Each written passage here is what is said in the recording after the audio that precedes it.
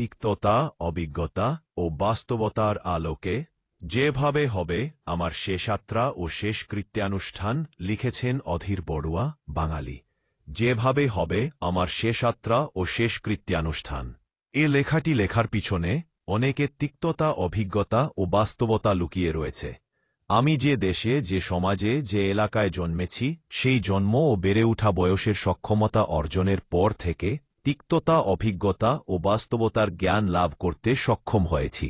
সেই লব্ধ জ্ঞান এ লিখনীতে আনতে গিয়ে আমি বলবো, বাংলাদেশি বাঙালিদের বৌদ্ধ সমাজে মৃত ব্যক্তি সৎকার অনুষ্ঠান সৃষ্টির কাল থেকে যা হয়েছে বা হচ্ছে তাকে খারাপ বলা যাবে না।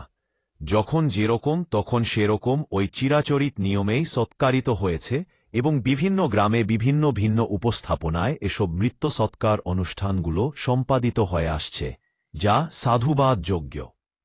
আমার দীর্ঘ তিক্ততা, অভিজ্ঞতা ও বাস্তবতার আলোকে আমি সংশ্লিষ্ট সবাইকে গদবাঁধার শপথনামায় এ অনুরোধ করব এবং করছি।